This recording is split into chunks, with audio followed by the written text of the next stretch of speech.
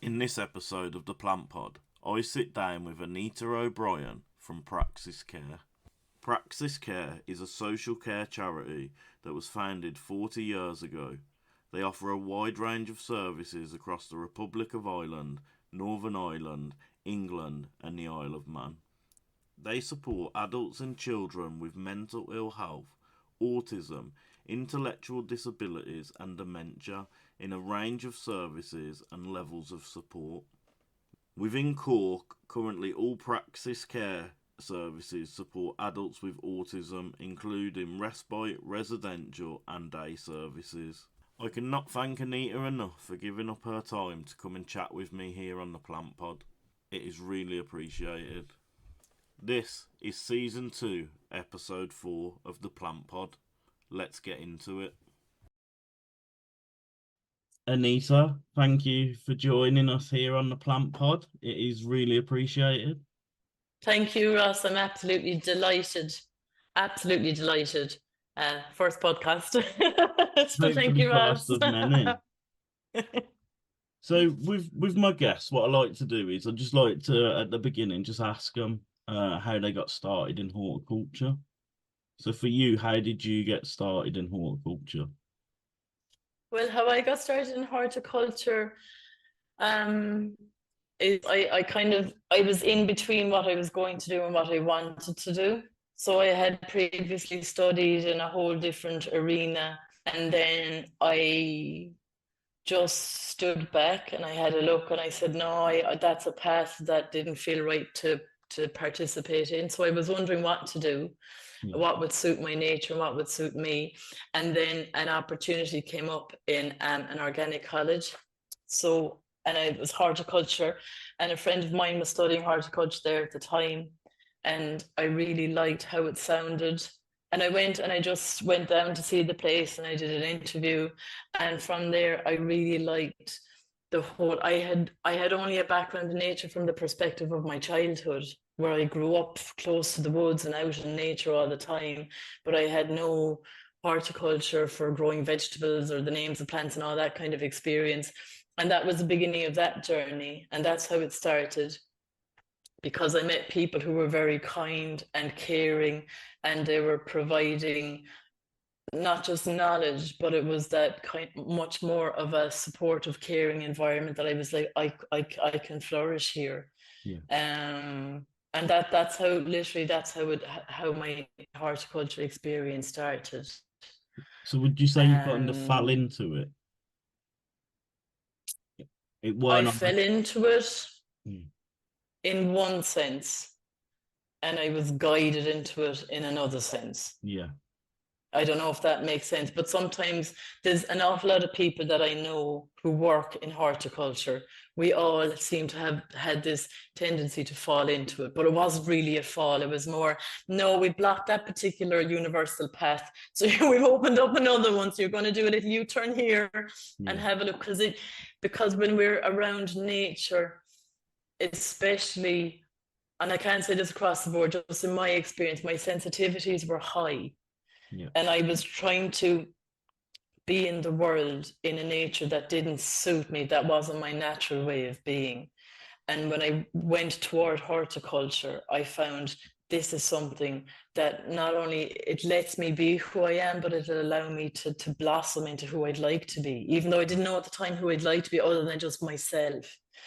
And that's how, but that's what I have found then. When you begin working in horticulture, you bring a whole other plethora of other skills in, because everyone seems to have studied other areas at the same time. So then real magic happens, because there's a freedom in it all, and you get people with the most diverse backgrounds. It's like a playpen. It's all in the there, best possible sense, yeah. Yeah, because then you get to be really creative. So yeah, no, that was basically, I went into horticulture first off to meet my own needs, and then I could see the value that this would give to other people. Yeah. So it's like life, it seems to go by stepping stone and stepping stone. The path is revealed only as we take one step at a time. And you've been in horticulture now for about 15 years, haven't you? I have. Yeah, it's been 15, something there about 15, 20 years overall, because I started off like working in private gardens, learning in plants with learning about plants as I would go. Because someone would ask you to do something. That's the whole beauty of horticulture and nature as a whole. It's so dynamic. Yeah. So there's no one knows any one thing about it. You to go and figure it out simply by the doing. But that makes it really exciting. So someone asks for a particular task or job to be done, and you go, yeah, yeah, yeah. And you know you're going to have to go home and do some homework and research, figure it out, then turn up and do it. And it's constantly this lovely way of learning. And that's how I learned. That's how I learned about various different parts of the garden and what's, and all kinds of types of horticulture. Yeah. Yeah. Would you say, obviously you can read and do the research, but without doing the job hands-on, you're not going to get it? No, I mean, I suppose I'll give you an example because I thought it was that in my experience it was peculiar. So I had someone that was interviewing to become one of my social and therapeutic horticulture facilitators. And I think he had just finished a degree in horticulture. And he had said that he had never touched a plant or, put his hands in soil. Now, I know I was all during the COVID time, but that made no sense to me in how I'm built, because the whole way that I learned anything and everything at all about horticulture, especially vegetable growing, is if I could taste it, smell it, it was activating all the senses. Yeah. So I could feel a plant, taste a plant, all of these things. And for someone not to do that, to do it only through literature or online or whatever, which way, that didn't make any sense to how I'm built. So I must engage, I must get my hands. I'm the person who has the garden gloves on and whips them off so I can get my hands in the soil and feel the worms and all the lovely endorphins flowing through from the soil. Like I suppose we don't know a lot of the time how much we take in through our natural environment, through osmosis. Yes. Like we do it from the people that we spend time with. We take in these attributes and these different traits without even realizing it. So I was explaining to someone who's joined our team recently, and I said, just do a field test and see if the plant needs water or not. And they're like, I don't know what you're talking about. And I said, take off your gloves and put your hands in. And I said, over a period of time, you'll know exactly what that plant needs, because the plants communicate that way with us as we with them. But it's so subtle. It's all these subtle nuances.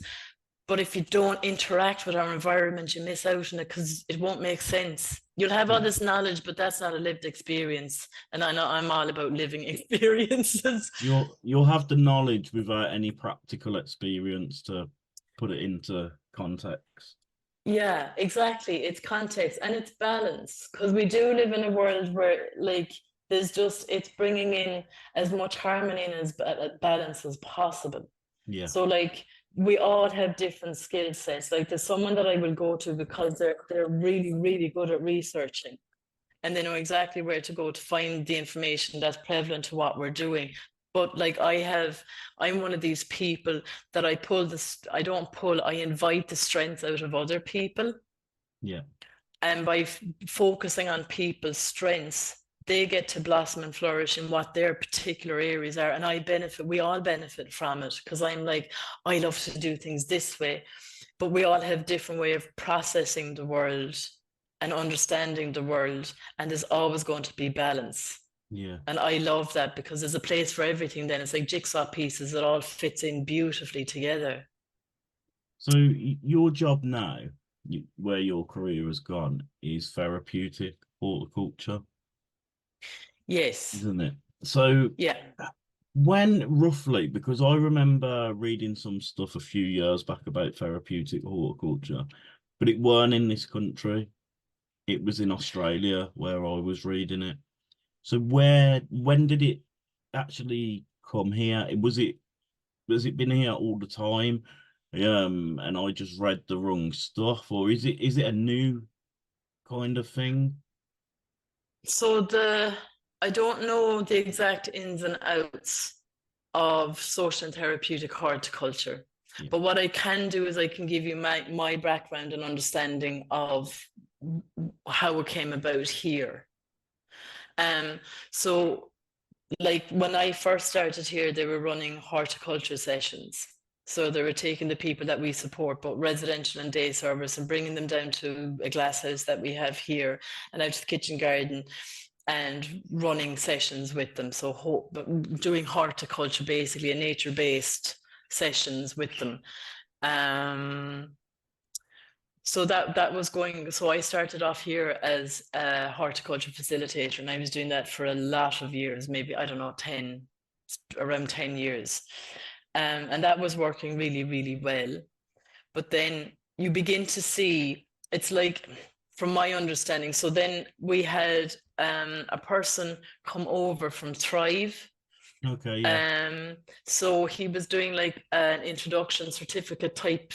Basically, he was doing a presentation for us on social and therapeutic horticulture, where they had measurements and outcomes. They had a definitive framework, that you could basically evaluate what was going on.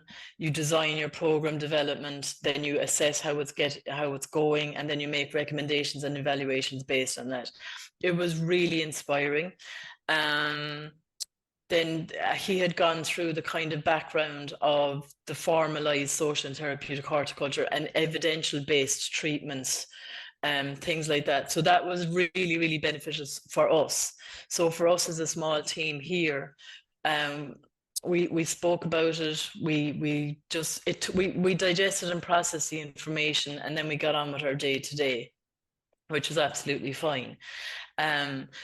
And then at one point for me, it was in 2020, I sat down with another person and with the coordinator who was here at the time, and we sat down because I was like, we both sat down and we're like, we would really like what we're doing to be valued by external parties who wouldn't have the understanding that we have.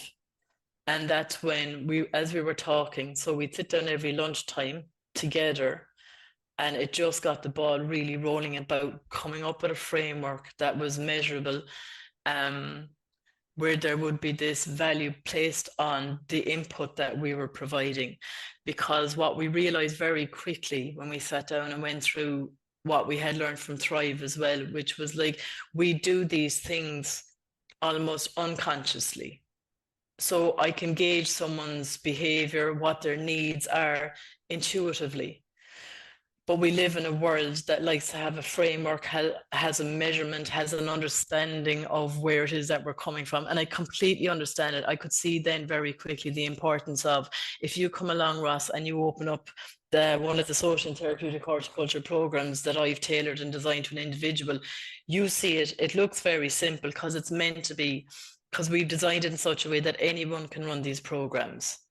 But it's the background work that goes in to what the specifics are, that an individual who's coming either for a one-to-one program, which we run here, and we also run the Grow Together groups, which are much more socially focused groups. So we work together, and it's about social inclusion, integration, and having fun together.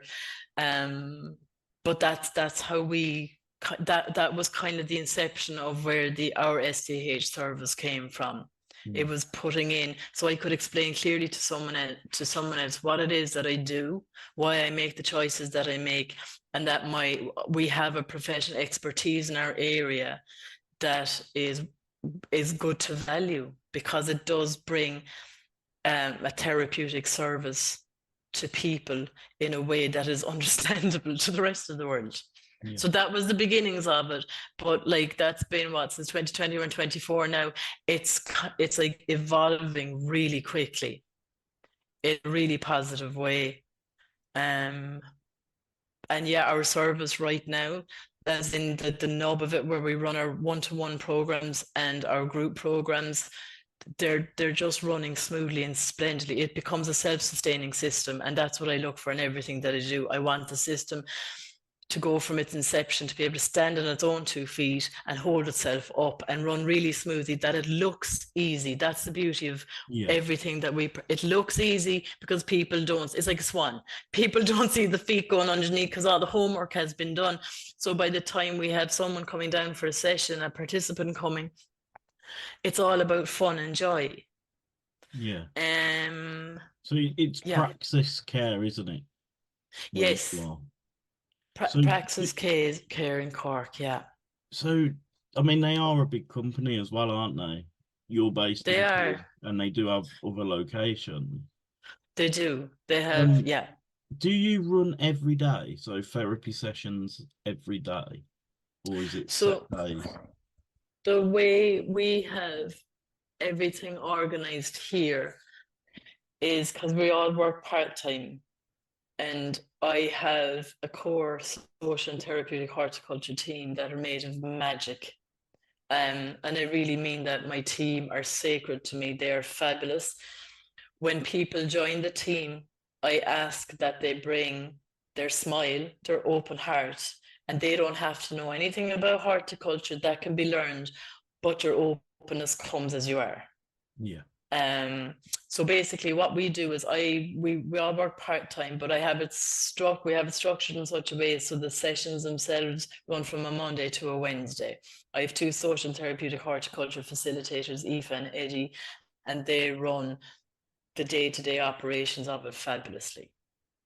And you cater for adults and children?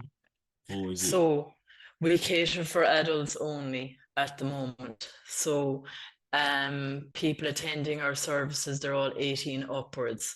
Overall, together the whole Cork scheme, we have about 65 people that we support with autism. We've got 4-day services spread over the Cork County.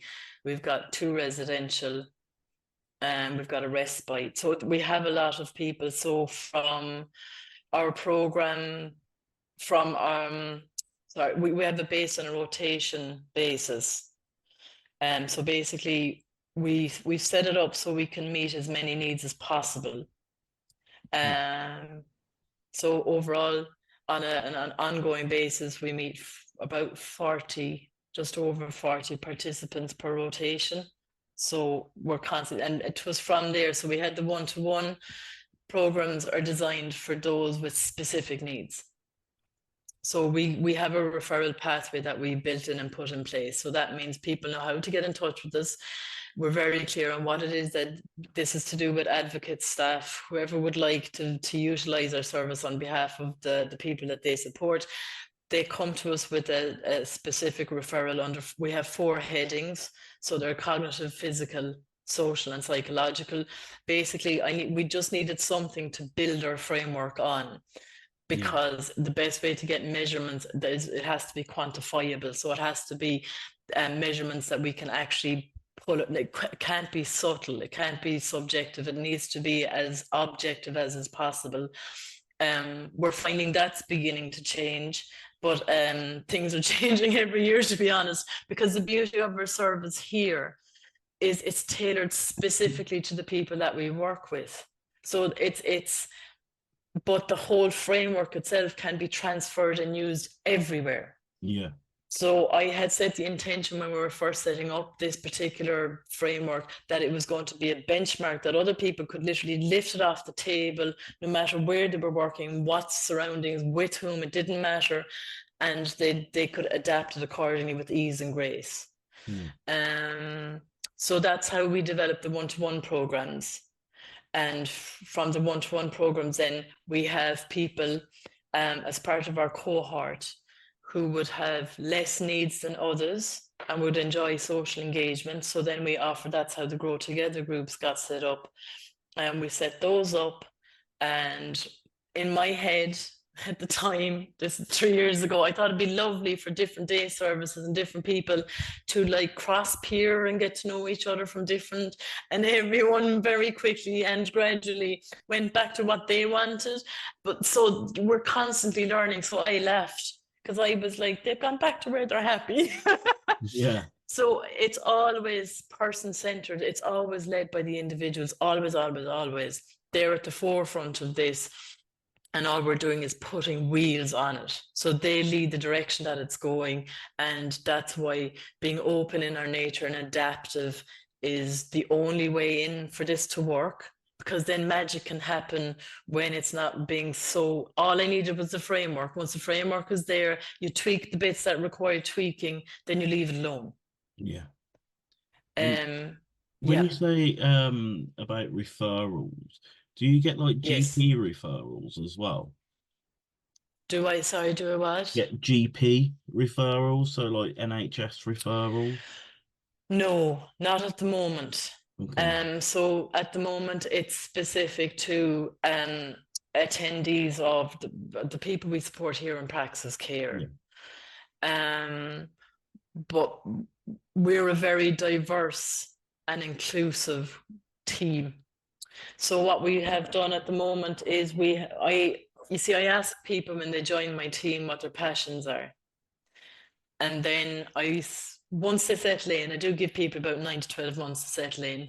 And then I go, right, so basically whatever the person's passion is. So one of the people, they love growing vegetables. I have 2 people on my team who love growing vegetables. And from there, we sat down and we set up a social enterprise called Lakela, which means together. Yeah. So with Lakela then, we people who have participated in in the STH programs, usually it's from the Grow Together groups. If they'd like to really learn about how to grow vegetables independently and all those kind of things, what we do is we offer them a work placement program, and then they go onto the program and work one-to-one in growing vegetables. The vegetable boxes are then sold. So last year we set it up in late 2022. We sold the veg kind of in-house last year, and this year we're going out to the community and we're being fully supported by our local Carrigtwohill community, which is absolutely fabulous. Yeah. And like we're linking with the local community garden. It's getting people both to come in and for us to go out. So it's like, I'm going to give you a skill set that you can use every way as a communication tool if you choose to. Yeah. Because like we were there 2 years ago, and we were setting up, we were outside them, it's different to Lakela, but we set up hedgehog houses. And one of the people I support said, like, why are we doing this? Like, who needs to know this? And I said, do you know how many people in your local community know what this is? They think it's a pile of twigs and leaves stuck together. You know what that is. They won't know, but you can go down and you can show them if you want to. And he was like, do I have that capacity? I mean, yes, you do. You were learning valuable skills. And it's a lovely way to share like, people are beautiful just as they are, but it's a nice way to communicate with others and to kind of go, I have something of value to share with you and to show you. The other thing then that we set up this year with Eugene, who's another member of the team, was the horticulture mentorship program, because he wanted to bring horticulture skills that he loves. Horticulture, he loves being out in the garden, doing all the seasonal jobs, and he's a natural. He loves supporting people and caring for people. And I was like, bring those 2 dots together, and I was like, you have a beautiful program. So now he takes people in service again. And we had our first transition year student who came in this year, and like they're making dead hedges and hedgehog houses, and you know, bringing beauty to the place and learning valuable skills. And again, it's in a one-to-one way where it's the nurturing of each other. It's the forming of connections and relationships that go somewhere, that have meaning. Because I can see it with people, like if Eugene is out, the person that comes in won't come, because it's the connection is the valuable part. And the nature is a conduit. That's what I call nature, is a way in which we get to be around each other. With a kind of, aren't I making my home and where I live and where I attend really beautiful? Like, yes, you're an active participant in this. So I get very passionate very quickly. I was just gonna say, I can tell when you're talking how passionate you are about it. It's magic. I love it. Yeah. I swear, I'm telling you, it's like winning a lottery ticket. It's more than that. It's like Charlie and the Chocolate Factory. you go to work and you get to play every day, and you're with people who also want to play, because like when you're creating beautiful things in the world, you're giving other people the option of participating. No one has to participate, but it's an offering that's there. Like, there is an alternative way to view the world. Yeah. There's a joyous, beautiful way in which you can express yourself in the world. And that was one key feature, because sometimes before we were getting referrals in, and usually people, not all the time, sometimes people can be referred for something that could be deemed as a negative quality. Yeah. And most of the time it isn't. It's to do with general well-being and upliftment, and that's absolutely beautiful. But when I was looking at when we were sitting down with my team to do the programs, my facilitators, I was looking at the program, at the objective in the program, which is why are we doing what we're doing? And I said, I want to take the focus off the negative. And I said, I want to put the focus on the positive. So I was like, what we're going to do, yes, we know why this person has been referred. It's just an example for anxiety. So I said, we're not going to put our focus on anxiety. We're going to put our focus on joy. So this person, because they've been with us before, we all already have an idea of what they love to do. So I was like, we're going to do more of that.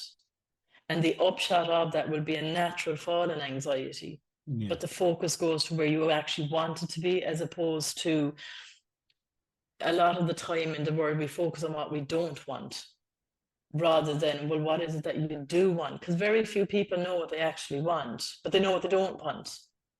So that's what I mean by adapting all the time and tweaking things. They're so subtle.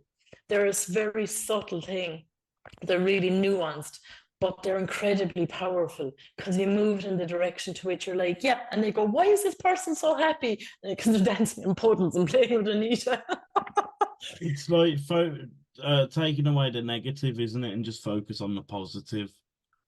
Yeah, it's accepting that there is, let's say, a behavior that is there, and that this, whatever it may be, it could be a behavior, it could be a feeling, it could be a thought pattern. We all have them. Yeah. So I accept that this is part of who the person, or how they're expressing themselves in the world right now. That's okay, because we're all built with this human nature in us. We all come in with all of these things that can be seen as problems. I prefer to see them as challenges. And sometimes it's just our innate personality type. There's all of these things. But what I do see beneath all of that are beautiful beings. Yeah. Who are going to express themselves in ways that, if offered another alternative, the only way that I see it, to be honest, Ross, is when I'm allowed to blossom and I feel supported and cared for, I will blossom. Yeah. And if someone is criticizing me and telling me what they don't like about me, I don't do very well, because I'm always feeling that there's something innately wrong with me, that I'm not part of this world, and I don't know how to be part of this world. And I don't think that's kind. I think it's unconscious for a lot of people. But I consciously do the opposite. I'm like, okay, you have this element about you, but that's not your defining element. That's an expression that you're having in this life. Let that be what that is. Yeah, I see what you're saying. Yeah. It's like, I can see, not only can I see beneath that, I can see the beauty that you are. And if I focus on your strengths, I'm not ignoring what needs to be I don't want to call them weaknesses. They're just not your strengths. Yeah. But they're okay, because I have plenty of things that I'm not great with in my world, but I ask for support. Yeah. I go, can't your numbers lads help? Whereas I used to be someone who was so open about the things that I thought meant I was kind of not intelligent or not clever. Now I'm like, no, there's a place for us all, and it's literally a jigsaw piece. We all support and care for each other. We're all built together like this bridge. Yeah. Do you feel like you become more open? Oh my gosh, open. Yes. Yeah. Yes. Because of the horticulture and the therapeutic side of it. Yes. much more open. I've always been fairly open, but much more direct and clear, because I see the benefits. I think a lot of that had also to do with when I value what we offer, then it raises the bar for everyone else around. Yeah. So I put a framework there. I'm like, no, I've given all the attributes of why this is a positive, worthwhile, valuable service. And now my expectation has gone up that you're going to value it the same way that I do. And if not, you're going to give me good reason as to why not. And it becomes much more it becomes much more professional in its nature as well. Yeah. I used to never use the word like profession and expertise, and now I do freely, because we can have play, fun and games, because that's who we are and that's how we want to be in the world. But it's got a very clear structure that works. And I'm like, I can track it back and I can show people there's evidence of this working. And I remember at one point, they just said to me, because the old pattern had been take people because they always go. Yeah. So it took a while to shake off that pattern into the new, which is like, this person, because the service is person-centered, they must choose me. They must have 5 to 10 different activities, and this is their number one. That's when I know they want to come. That's why this will then work, because they're actively choosing to engage in this way. And if their choice over is something else, that's perfect, because it's going to be spot on for them. So it might be music for one, art for another, number, it doesn't matter. It means, but the important part is we're no longer kind of on the back foot. We're proactively going, no, you choose. And if you don't, that's absolutely fine, because the door is always open. And then people keep coming back. So those that love it keep coming back. And those that don't, they'll engage in another way with something else. So what we're doing essentially is opening all these different avenues. So you have the social enterprise, where it's one-to-one vegetable growing. You have the horticulture mentorship program, which is one-to-one learning seasonal activities and skills in the garden. And then you have the much more, which is the specific social and therapeutic horticulture programs, which are the one-to-one. So you come with a program tailored specifically for you for whatever the period of time is. Like everything is down, so it's like a 5 month, okay, I know I'm coming it's very structured, it's really helpful. And then we have the Grow Together groups, where the focus is going to be much more on the social engagement side. Yeah. And it's because the people that we support have autism, structure works really well. So they know this service is reliable.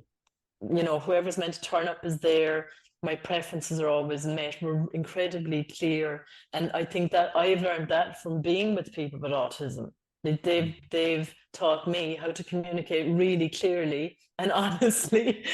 Because if you ask them how they are, they tell you. They don't mind about their feelings. And it's absolutely fabulous.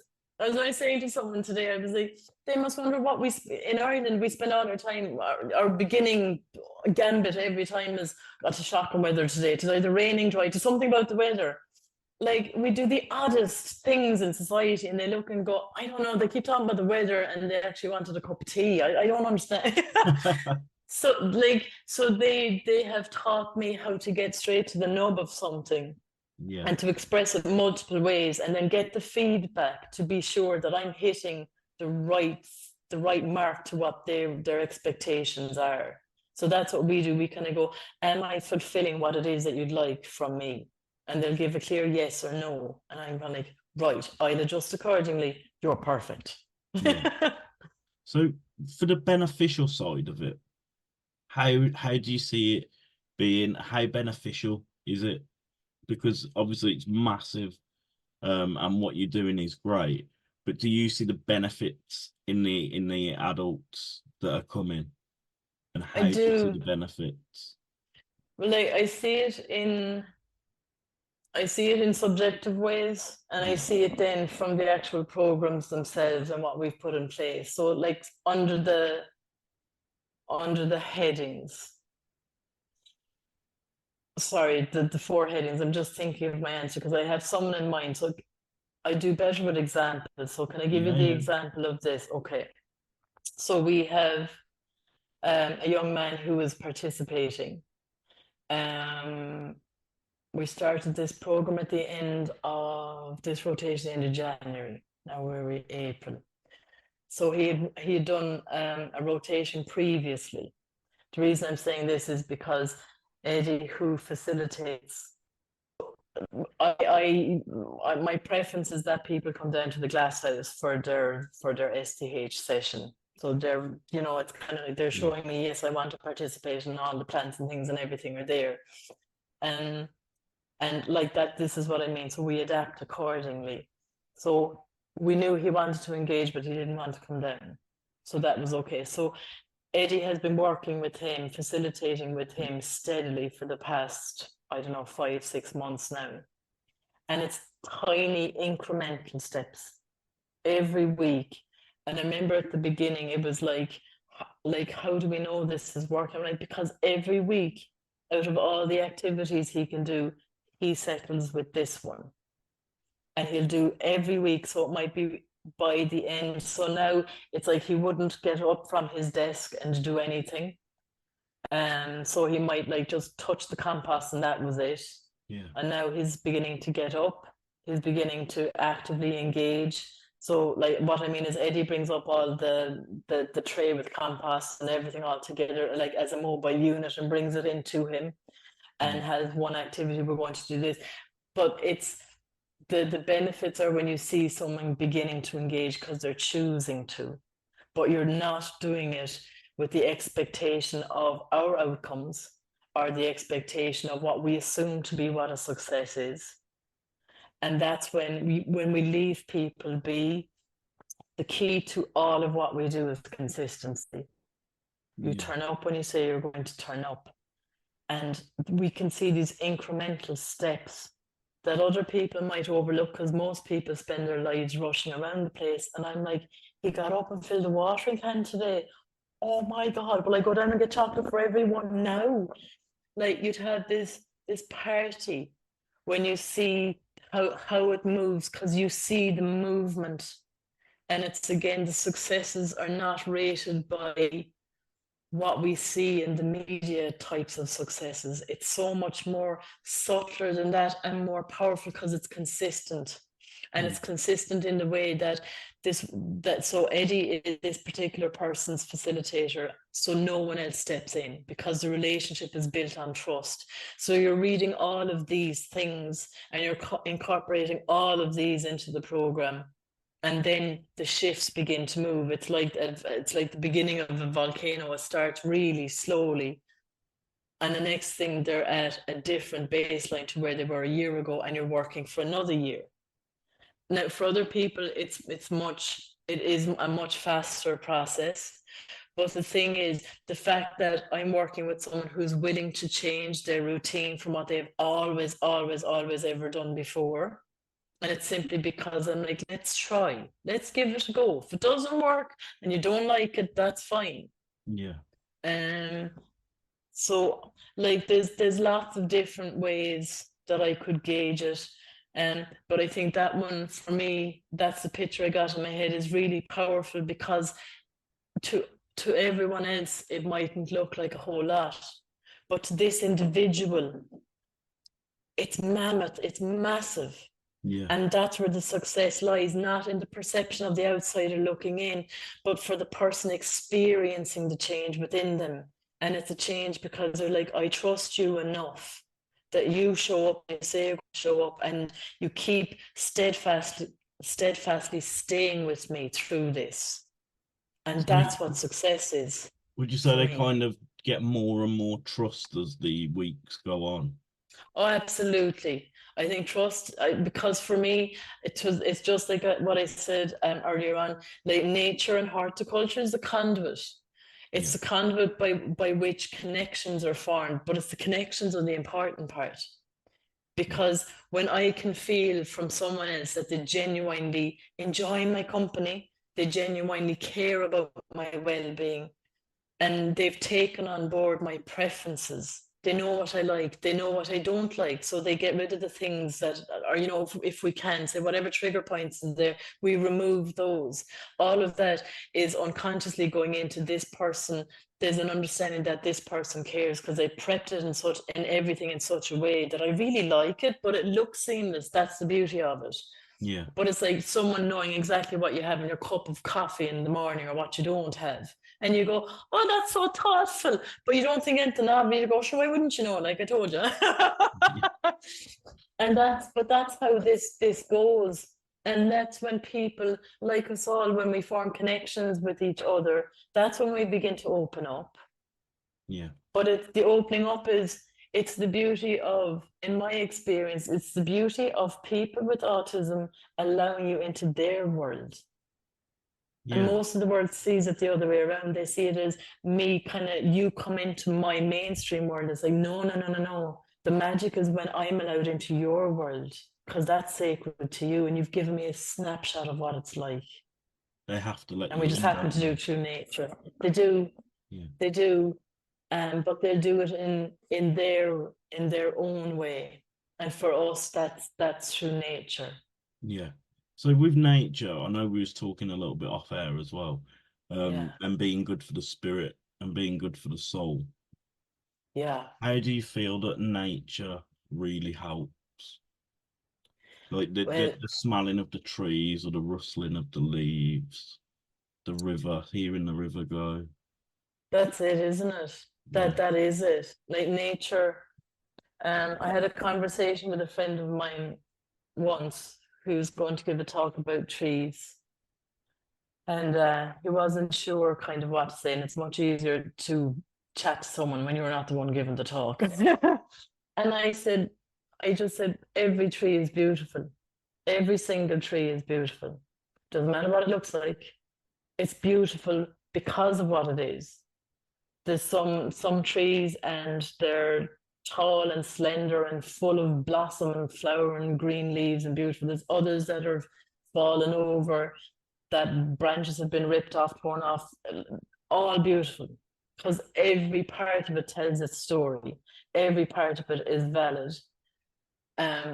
Like I was saying earlier on, we come from nature. We're not separate to nature. We're inherently from nature. We've been given the gift of nature. So when I see the intelligence of nature at work, like at the moment, all the leaves and the trees are opening up. Like it's awesome. And I mean it in the most awesome way. It's an absolute wonder how this intelligence knows how to be. That there are networks of mycorrhiza in under the soil that are connecting all of the time and relaying this intelligence always. And we're of that nature. Yeah. That means we have that innate intelligence and beauty and divine, just beautifulness within all of us. Yeah. So when I see that innate, we're lucky to be here. We're be blessed to experience it.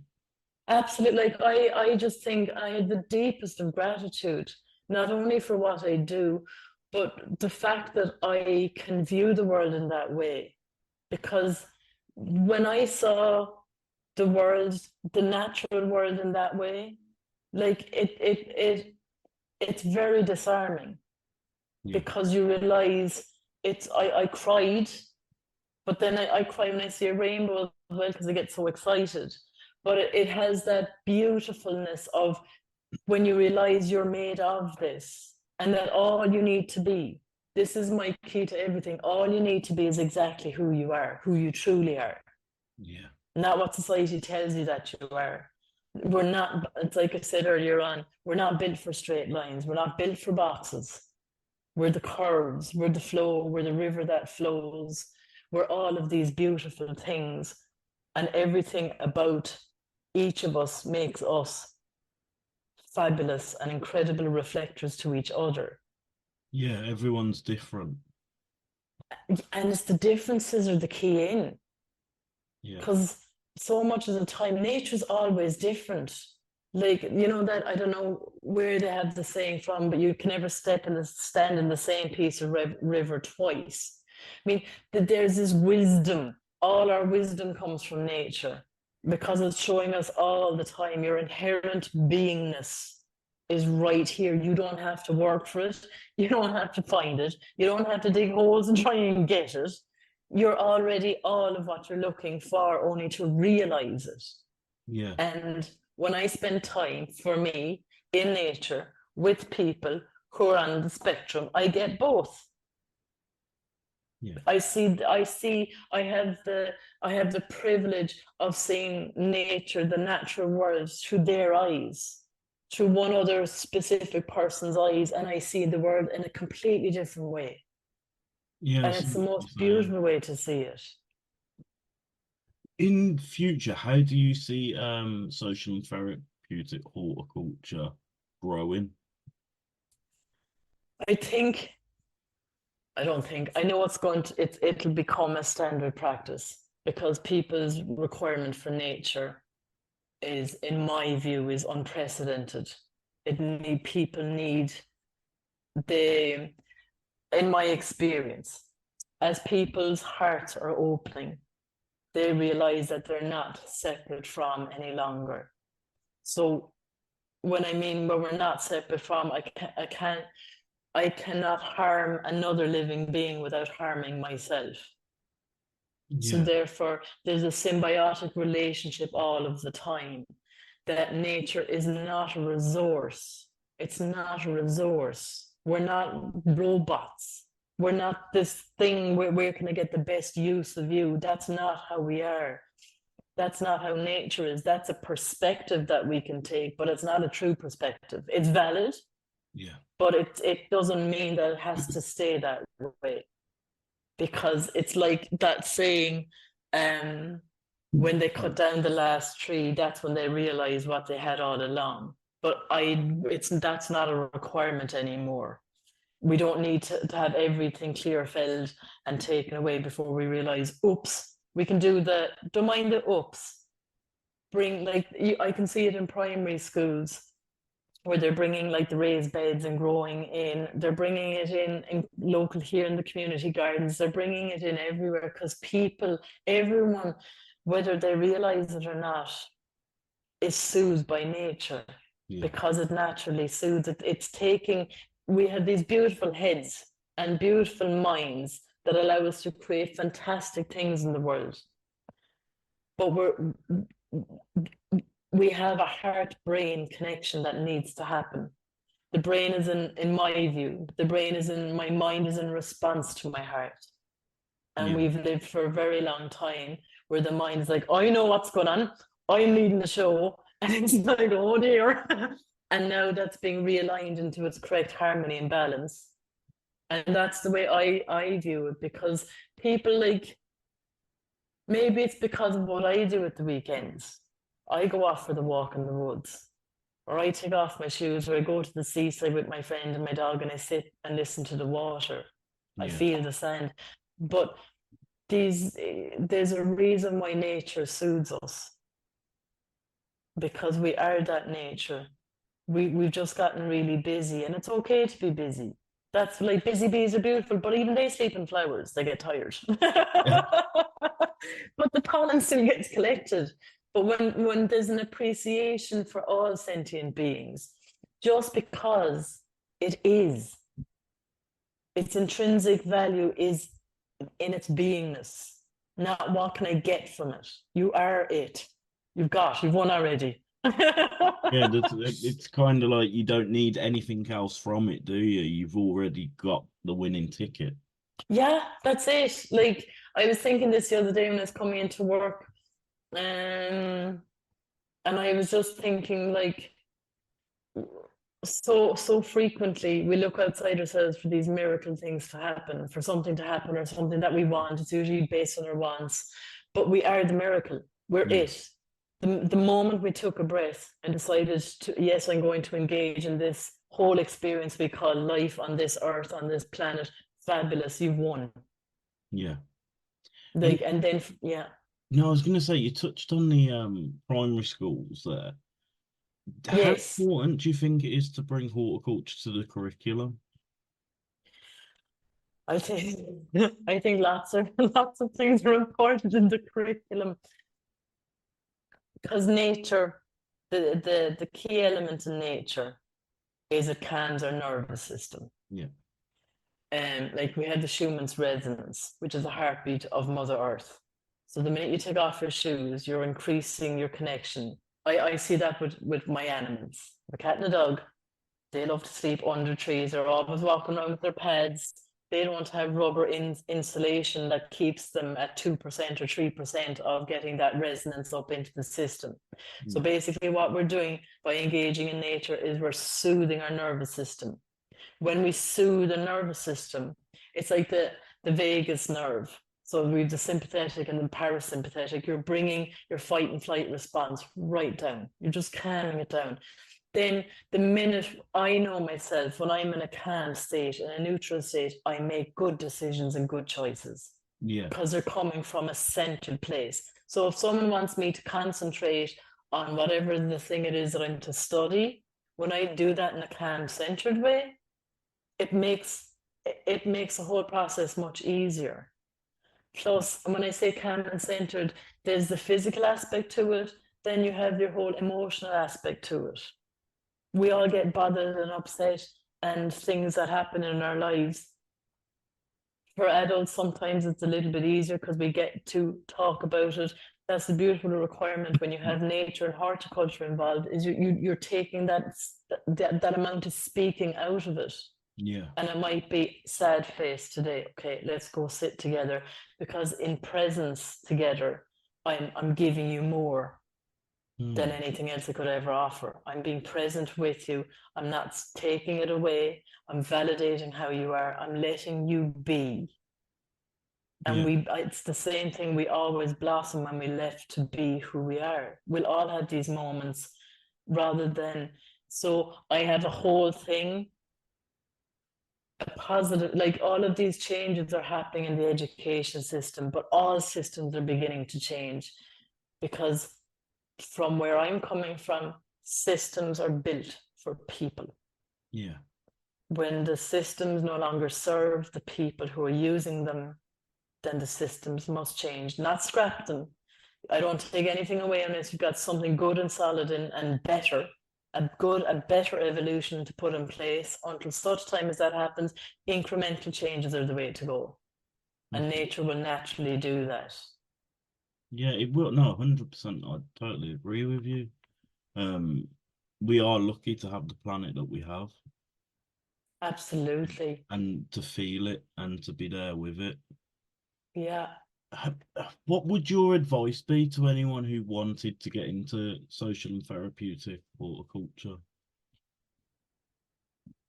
Advice. I don't know if the word is advice. Follow your heart. Yeah. I mean, I started off, I didn't start off, I remember I used to volunteer in the evenings in the outpatients department in a hospital close by to here, because they had a community garden up and running. And it was just it was like you're with like-minded people. So what I find incredibly valuable for this is just how I live. When I understand what my needs are, I'm much more clear then on how I can meet the needs of somebody else really well. Yeah. So if I meet mine first, it means I can meet yours really, really well, because I'm clear on the distinguishing factor. I think sometimes people, I'd probably do the opposite to most. I run on the knowing of know thyself. Get yourself grounded. The way I work now, I don't recommend anything to anybody that I haven't personally done myself. Okay. That's across the board. Same with social and therapeutic horticulture in the service. I'm like, rather than learning a prescribed way of doing something, the framework is always there. The framework isn't difficult. It's like what we were saying earlier on. You can do your learning, your knowledge. That's beautiful and it's really valid and really good to have. Then you have your life experience. Bring that to the table. Like, bring your vulnerability to the table. Use things yourself. Like, that's why when you speak, when you are with people, then you're real with people. Because you're like, I have done this. This was really helpful for me in this area of my life. You might experience it differently, but we're in this almost, it's like the round table. We're all in this together. It's like you come to me and I'll take things away and make it better. It's like, no, you're perfect as you are, but I'm going to focus on your strengths, and I'm going to, what do you enjoy? What do you love to do? Fine. If it's putting water up onto plastic for the day so you can create a rainbow in the sun, let's have fun together. Let's do that.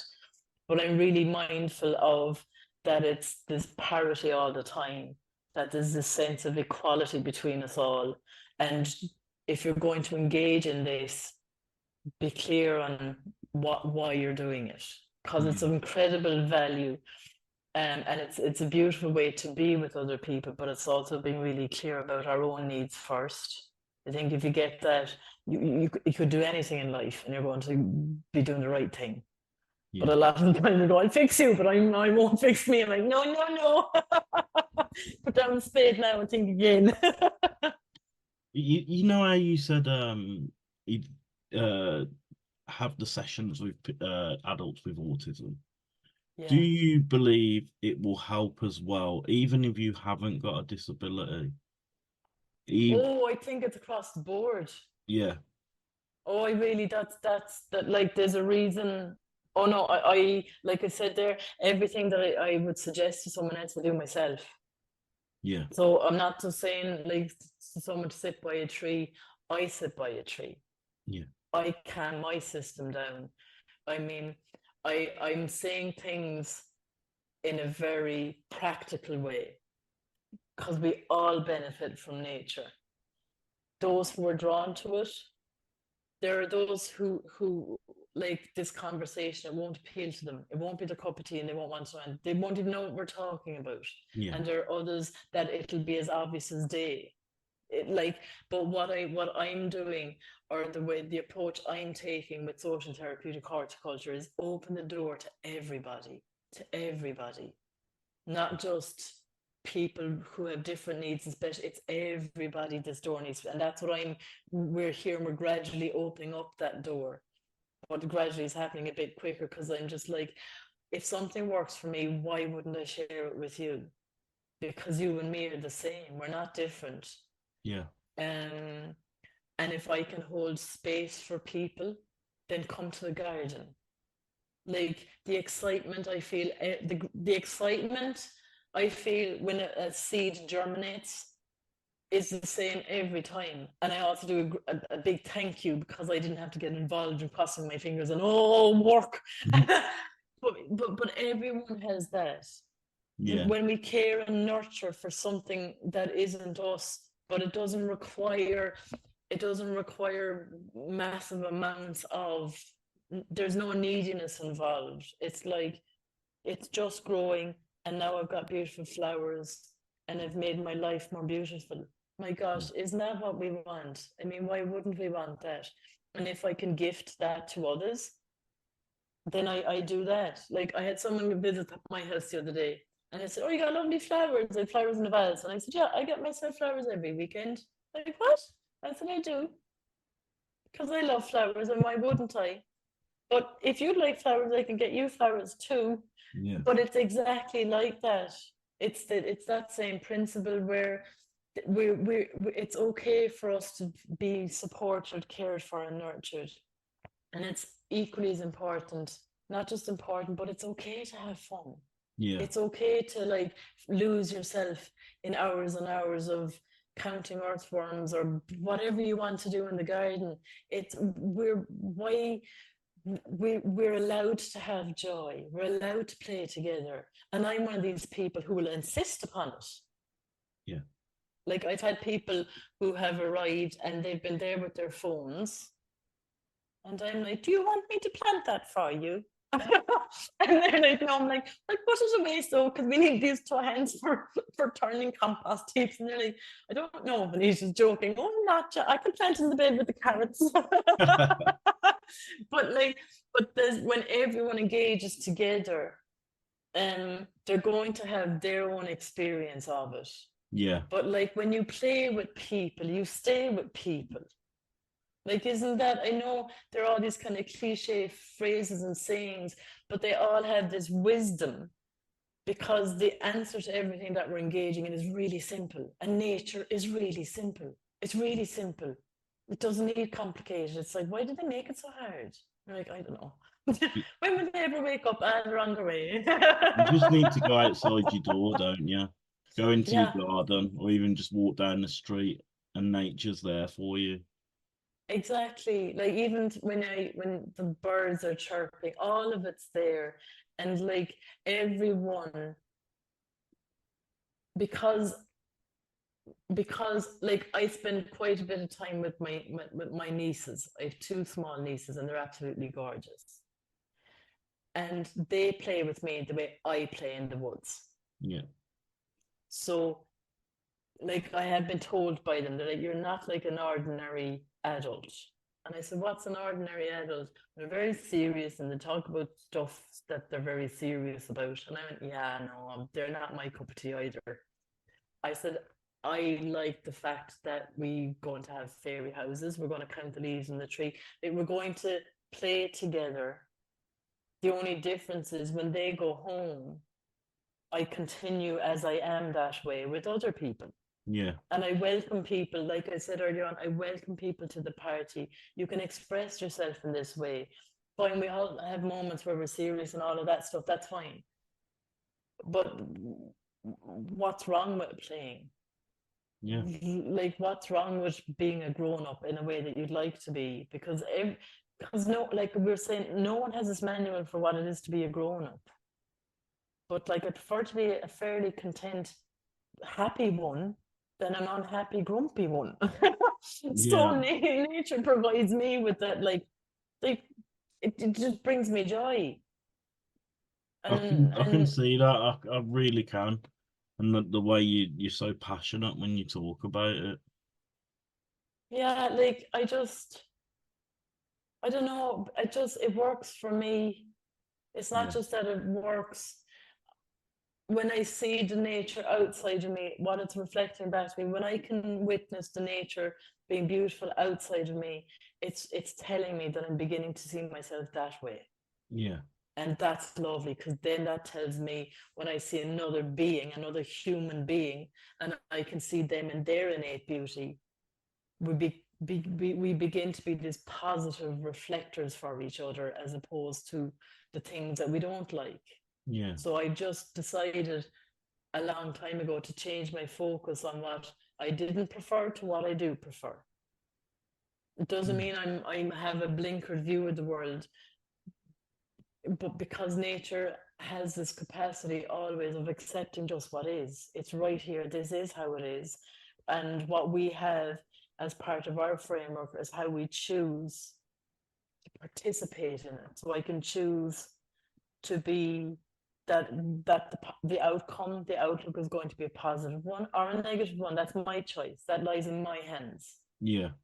So like when someone says to me, they keep knocking down the trees and clear felling and so on and so forth and all the other things. And I say, okay, but what are you doing to show you that you care about the world? Yeah. Like, what do you mean? And I say, I go out and I plant trees. I see litter in the woods. I go home and get a big black bag and I put the litter in the bag and put it in the bin at home. What are you doing to show yourself the world you want to live in? Because we live in a physical world, so we're physical beings. Yeah. It's okay to think things, to talk things, but I'm like, get concrete, get practical, show yourself, I'd like it to be this way, and that's my intention, and I'm moving that way. And then people, again, I always go on the provision and people can join the party, but it's not mandatory, it's optional. Yeah. If you want to get on, get on. But if you don't, carry on. Yeah, if you Your own don't get way. on right now, that's fine. Like the door's always open and it'll be open forevermore. Yeah. But that shows me then that this is how systems are beginning to change. Because when we value the systems and what we're providing, we don't need that external validation anymore. Because you're like, it's an innate value. Yeah. Nature doesn't need to justify itself, it is itself. So therefore, we're run off the exact same format. Yeah. So it's like, you don't Definitely. have to justify yourself. You're fabulous just as you are. all you're doing this lifetime is finding your strengths and bringing them out and sharing them with Yeah. others. And what you don't like, fine. Just say, I can't do that. Can you do that? Because you're brilliant at that. I'm not. Lovely.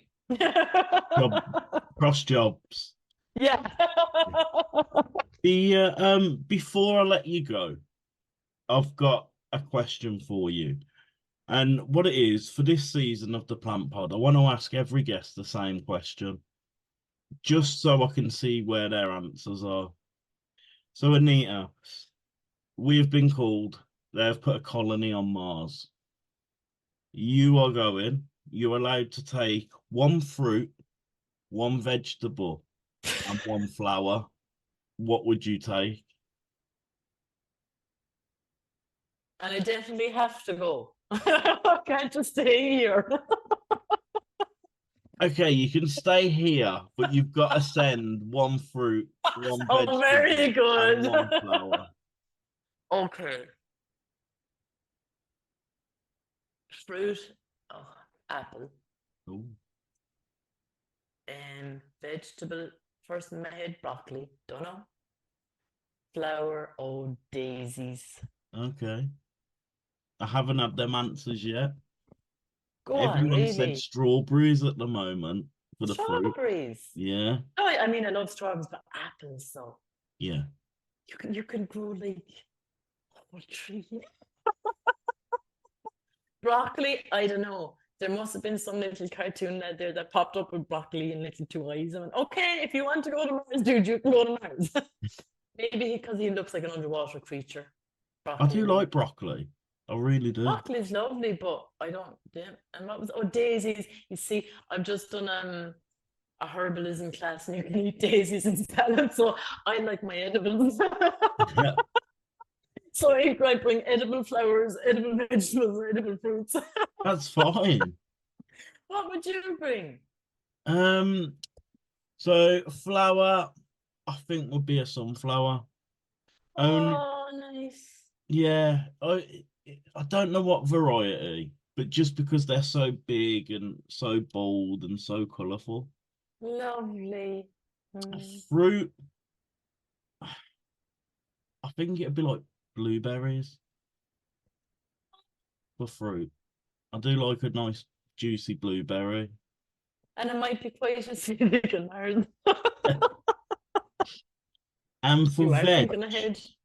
Mm. I'd take a celeriac How do you peel those? with a Like with very ease. sharp knife and very carefully. You see, you must have patience with Job. I would say broccoli is right out of the packet of meat. Oh, go on. How do you eat celeriac then? Is it soup? What's Well, your no, preferred? you can cut it up, boil it, Yeah, mash no, it's it. lovely. I But like do you to, have yeah. so what I like to do is to cut it into chips and boil it for about 10 minutes. Take Oh, it out yeah. and then add a lot of seasoning on there, some herbs, some spices, and then put them in the oven for about half an hour. And honestly, they're amazing. Right. You're a bit of a distance away. You'll have to post them over. I'll send you a picture. I do. Oh, that's amazing. Okay. Would you like to go to Mars though? Oh yeah, I would. Would you? Yeah, 100%. Come and tell us why. I'm really big on space, like it's one of my favorite subjects. And I believe in this is gonna go out and people are gonna think, where's his head at? But I believe in aliens. I Lovely. really do. I don't push it. I wouldn't be there like you have to believe, you have to believe. But I do. And I do believe that we could colonize Mars quite easily. And I just not for the bad stuff, because we need to be looking at other planets because we are killing our own planet. And I Do you think think so? Mars would be the spot to go to. And I watch a lot of documentaries. Um, this is gonna make me sound really out there. Good. And I do believe that there could be something on there, whether it's bacteria, a worm, a little bug. I do believe that we would find life on there. Well, I think it's much more, it's coming much more from a place of humility when I go on the assumption that there's life everywhere. Yeah, Because I remember saying it to someone, like, it's like the color spectrum. Just because I can't see other colors doesn't mean that they're not there. It just means I can't see them yet. yeah, Because it runs at a different frequency. And as we evolve, the natural evolution is, because life is everywhere. For me to assume that it isn't, it doesn't make sense to me. And like, that doesn't sound very humble. It sounds very egotistical, like, I'm life. And you're like, well done. So why did life make a lot of plunkers though? Do you know now? And when I say plunkers, I mean it's kind of like the Easter Island thing. They cut down every tree, and then you're like, did you not realize what you were doing? yeah, And you still chose to do it. It's no, it's not plunkers. I say that, but I didn't mean to say that. But it is from a place of there's intelligence, and then there's wisdom. It's like, again, it's like the nature-based intelligence is consciousness in its active form. We are the same. So when the assumption is made that there is life elsewhere, that's a good starting point. yeah. Rather than going, no, we're it. And I'm just like, no, that's probably unhelpful in a little bit. There's no way that we can be it. No, and like when I see pictures of this earth, like I remember I said it to, because I said it to someone, we were talking about constellations and different planets and stars and things. And I said, like, but this lifetime, in this experience, we're earthlings. Yeah. Isn't that lovely? We've chosen to be earthlings. Yeah. You can be a Martian the next time. I will. But it is, there's something lovely about being blessed with this place called home. Yeah. And then you're like, there are people that are hurting this home. They're making that choice. Yeah. But they're making that choice because they're not aware. So it's what I say to myself as well as others is I treat people with good grace. So like there were times when I was unconscious in my nature and my behavior, but people gave me good grace. Yeah. And if we give each other much more compassion and care and kindness, we'll do much better. Yeah, we just need to educate people more. We do, and again, it's only ever an offering. Yeah. I can only ever offer something. If someone doesn't want it, that's okay. Yeah. But I think the solutions are much closer to home than further afield. Like it's like that whole Temple of Delphi, like know thyself. Yeah. Because people go out and out and out, and I'm like, where are you going? Where are you going? You know, you're going to rubber band back here to your heart, you know. Doesn't matter how far you go, you're taking yourself with you. But I think exploration would be exciting. Yeah. I think we need to do it. Well, you see, you'll be bringing the sun with you as well. Yeah. Oh, that's fabulous. Anita, you have been great, and I've really enjoyed talking to you. And you, Ross, thank you so much. The passion that you have and the dedication that you have. Oh, it's been absolutely splendid. Thank you so much. You're so kind and lovely and warm and caring. It's honestly my pleasure. It's been absolutely fantastic to talk to you. Now we'll go rainbow spotting. Yeah, let's do it. Thanks a million, Ross. No, thank you. See you, sir. Anita would like to take this opportunity to thank Dave Slattery, her manager, who is incredibly supportive of everything that she is co-creating in Praxis Care Cork, one green step at a time. For more information about Praxis Care and to get in touch to volunteer, donate or work for them, please visit praxiscare.org and also find them on their social media at Praxis Care. All links for Praxis Care will be available in the show notes. Again, I would like to take this opportunity to thank Anita for giving up her time and coming on to the Plant Pod. We'll see you on the next one.